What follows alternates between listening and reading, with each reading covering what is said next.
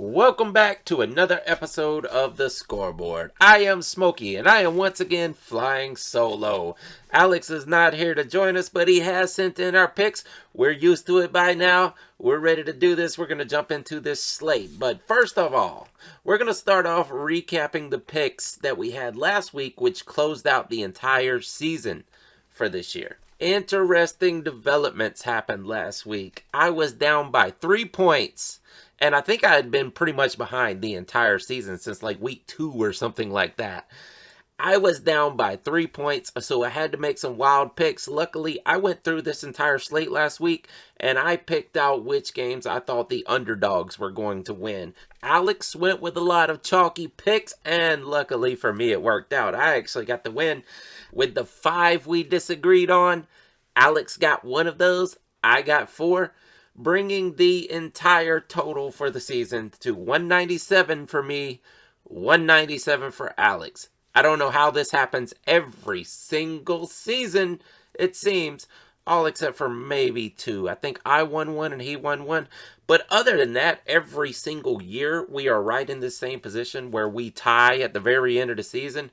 It doesn't really make sense. The laws of probabilities are not working out right now, but here we are, once again, tied at the end of the season. We're going to see how the postseason goes. Maybe we'll get a different result, but somehow we did it once again. 197 to 197. That's about a 74% accuracy rate on the season. So overall, we both did really good this season.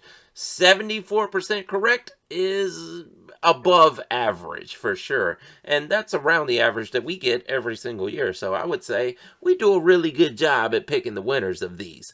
Anywho, this will be kind of a short one because there is only 6 games coming up this weekend. Wild card round is always exciting, right? There's always a team that sneaks into the wild card round that shouldn't be there, that probably is going to get blown out. Sometimes 2 of those teams sneak in and they'll probably get blown out. We'll see how that goes this week, but let's start off with the Chargers and the Texans on Saturday. Of course, the Texans winning their division, which was an absolutely horrible division, they get the home field advantage right here. So the Chargers are going to have to go down to Houston to play this game, which gives the Texans a slight edge in that respect. But overall, the Chargers are a much better team. CJ Stroud has kind of struggled this season. Had an excellent rookie season. This season has struggled a good bit. I mean, he's not a bad quarterback by any means. He's an above average quarterback. He's a good game manager, as I've called him all season. He is a good pocket passing game manager. However, this team is not built for Super Bowl caliber wins. We've seen it. I mean, they got blown out against the Ravens on Christmas. The Texans are not good enough, in my opinion, to have a home field advantage in a playoff game. The Chargers are by far the better team, in my opinion. Justin Herbert is the better quarterback. Receiving options, make of that what you will. Ladd McConkey is a great receiver, but the Texans do have the edge overall in the receiving department. However, the team overall is just not as good. But like I said, the Texans are going to have home field advantage because they won the division. That's just how the rules work, so we have to deal with it. Chargers are the better team. Might be closer than one would expect because of the home field advantage. But like I said on Christmas, we saw the Ravens come down and dominate the Texans on their home field in Houston. So it's not like a Seattle situation or even a Kansas City situation. They do have a decent fan base in Houston, just not like the blue blood teams. So I'm not going to give too much of an edge there.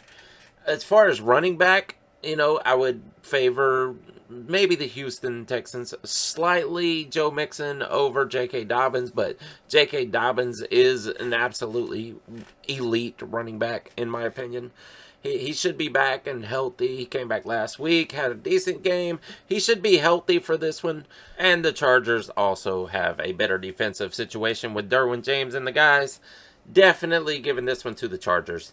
Alex agrees they should go on the road and take care of things in the NRG Stadium, and they will be moving on from there. Let's go on to the Steelers and the Ravens. Man, this may be one of those blowouts. The Ravens look unstoppable sometimes this year. Like I just said with the Texans, the Ravens are able to go on the road and just dominate teams, but they happen to be at home here because they won this division. And now this will be the third time they face the Steelers this season. Man, I can't see how the Steelers win this. And I don't understand exactly what's happened to the Steelers because they looked extremely dominant for the first 2/3 of the season. It looked like they just found their way. Coach Tomlin always does, right? He always ends up with an above average team, and he's always in the playoffs. There has been very few seasons that Coach Tomlin has been a coach and he's not in the playoffs. And here he is once again. This is the perennial playoff team. Only one Super Bowl to his credit, though, and that is the point here. They're always in the playoff. Only won one of those. And unfortunately, it's going to be the immovable force right here. The irresistible object the Steelers are not. This is the immovable force, it feels like. Right now, the Ravens are peaking at the exact right time. They've got Pro Bowl players all over the team. They have an MVP candidate, and it's still a decent possibility that Lamar Jackson wins the MVP here. I'm sorry, I like the Steelers. I just can't see how they win this game. Not with the trajectory that they've been on, and with the trajectory that the Ravens have been on. Because, like I said, they look unstoppable. So, better luck to whoever the quarterback is next season. I think this is the end of the season for the Steelers. Unfortunately, I would like to see the Steelers move on. I had high hopes for this team, especially when they were looking dominant through the first 2/3 of the season. I really liked where they were headed, and I liked how Tomlin was able to take these pieces and make them a great team, but George Pickens is acting up and not even catching balls anymore for some reason. I'm not sure what's going on there, but his attitude is getting a little out of hand. We know he's feisty. Pickens has always been feisty. I mean, he was fighting when he was playing at Georgia. Threw one of the Georgia Tech players into a wall one time. Oh, who was that? Trey Swilling. I think he's on the New Orleans practice squad at this point in time, so won't be seeing those two match up again. It would be cool to see, though. But either way, Ravens take this one at home. They're going to be moving on. Let's go on to the Sunday games. Broncos and the Bills. Broncos got that amazing win over the Kansas City Chiefs. Now, let's look at this realistically. Did the Chiefs throw that game to keep the Bengals out of the playoffs? Ooh, possibly. I know we don't like to think that teams will actually throw games to set up a better playoff scenario, but very possibly. They had the number 1 seed locked down. And they would rather be facing the Broncos again with a false sense of security later if it came to that. Unfortunately, the Broncos are facing the Bills right now. So, Broncos getting a huge win. Bo Nix is up for Rookie of the Year on the offensive side. There is a lot to contend with for that. We'll see how that goes. But, yep, the Bills, man, the Bills took that loss against the Pats, but it's another situation where they weren't playing their starters, and I don't think they cared to win the game. They were stuck where they were in the playoffs, so it really didn't matter. The Bills are going to return to full form right here. The starters are going to be back out there. They have looked invincible at times also this season. Very invincible at times this season. And Broncos, it was a great run, and I think you're going to be even better next season. But right here is where it ends. I think the Bills win this one at home. Alex agrees with that. Better luck next season, Broncos. You will be better. Man, you're good now. You're great now. You're only going to get better. Packers and the Eagles. Both of these teams have quarterbacks in peril right now. Both of them have issues coming into this game. Jordan Love with an elbow injury, and the Packers coming off of that loss to the Bears with Malik Willis. The Eagles coming off of a win over the Giants with a Tanner McKee at quarterback. They actually played pretty decent considering the wins that the Giants just came off of. But Jalen Hurts is in the concussion protocol. Now the question is he going to be out there? I'm assuming, if at all possible, both of these starting quarterbacks are going to be out there. And this being in Philly, I'm going to give the edge to the Eagles here. Alex agrees with that, so we're both picking the Eagles to win this one. And the Packers, we'll see how they pick it up next season, because this is a team who quite possibly could have peaked this year. We'll see what they add in the draft and in free agency, but they're a good team, a really good team, just not an elite team. And at some point at the end of the season, it feels like, okay, they've already shown us their best. Is there any better they can get? Maybe not with this roster. They need some more pieces added to that offense, in my opinion. But right here, the Eagles are going to move on. The Commanders and the Bucks. Man, that was an exciting end to the game, right? They were playing for the division win. And, I mean, they didn't know that the Falcons were going to lose. And would the Falcons have lost if the Bucks actually lost that game? I feel like it would have meant more. Maybe they would have played better. Better luck next season for the Falcons. I think they are going to be much better next season. But the Bucks got the win. And Mike got his 1,000-yard season, and now he's only second to Jerry Rice, absolute Hall of Famer. It was a great moment to see, and to see a lot of the young pieces on the Bucks excel in the way they did. Jalen McMillan and Bucky Irving especially. These guys are really good, and they are the pieces of the future. Mike Evans is going to be hitting the road very soon. Maybe he tries to get the Jerry Rice title.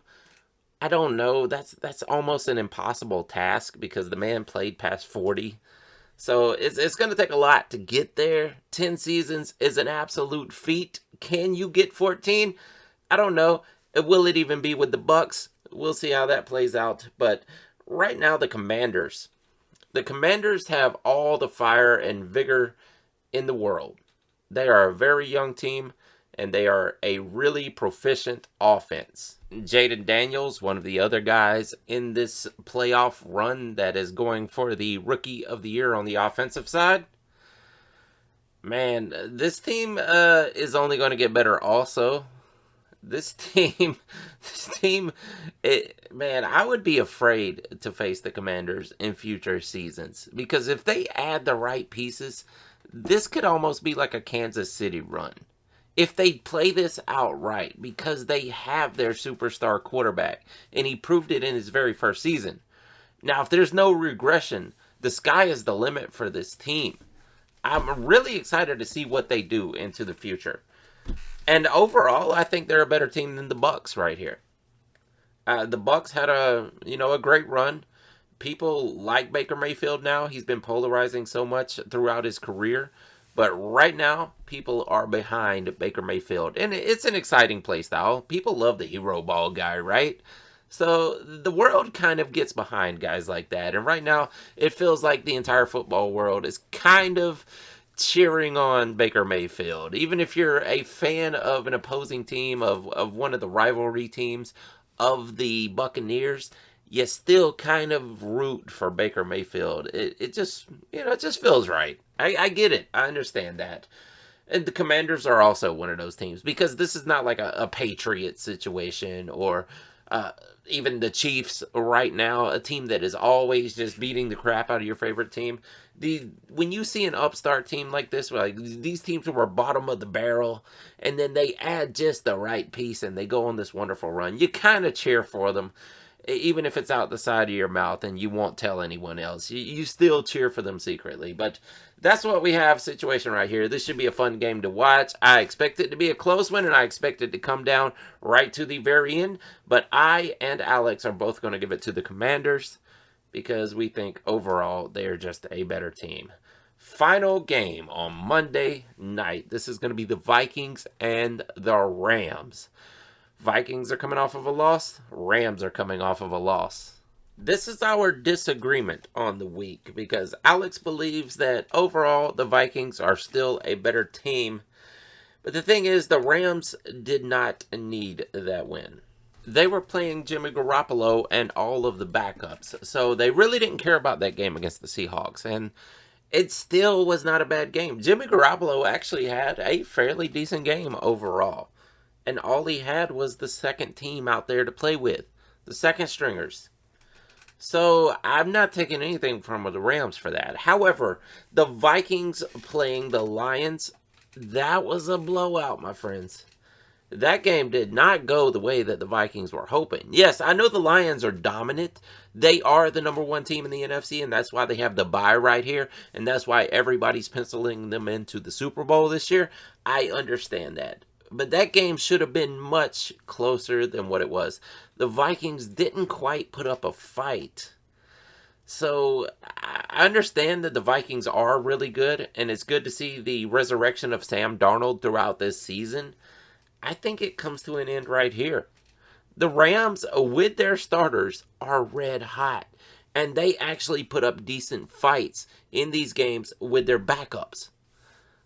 They could have won that game against the Seahawks with the backups. The Rams are much better than I think most of the world is giving them credit for. Vikings, maybe slightly overrated. Now, I know they're great. And I don't want anyone to think that I'm saying that the Vikings are bad. No, they are really good. They're not just above average. They are really good, not elite. They're not like the Rams or the Bills or the Chiefs. They're not that good, but they are really good. I think the Rams can beat them right here at home. This is the teacher versus the student when it comes to coaching. This is Sean McVay versus Kevin O'Connell. Very similar offenses, yes, because those are very similar offensive minds. Sean McVay has been here before. And yes, you could say Kevin O'Connell has been here before because he was on the Rams as the OC during that Super Bowl run. However, it's still the teacher versus the student. Does Kevin O'Connell have what it takes to get this ragtag team of misfits over the coach's team, his coach, his superior in Sean McVay? That's the question right here. Can Sam Darnold outplay a guy like Matthew Stafford? That's a philosophical question at this point in time. I don't think he can. I mean, maybe he can on the right day. Any given Sunday, as they say. Yes, of course. But overall, I think the Rams just have an edge over the Vikings in this game right here. Alex doesn't want to see that because he hates the Rams, of course. That's his division rivalry right there. He's a 49ers fan. I understand that. But I'm thinking the Rams win this one right here. Because the Rams are much better than the entire football world gives them credit for. Vikings, just slightly overrated.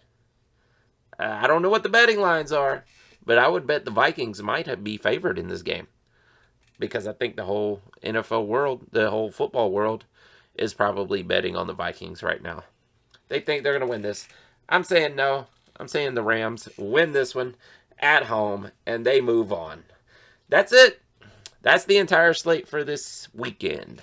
It's going to be a great group of games right here. This will really be fun to see how this all shakes out in the end and see who moves on to the divisional round. Hey, if you like this kind of stuff, give us a thumbs up, subscribe to the channel, and leave us a comment and tell me which picks we got wrong, or, hey, tell me I'm wrong about the Vikings losing to the Rams. Don't be a homer. Yeah, you'll be a homer. It doesn't matter. Tell me what I got wrong. Tell me what I got right. Leave us a comment for God's sake. Maybe Alex will be back on this show one day. Who knows? But until then, I am Smokey Rameriz, and I will see you next week. Deuces.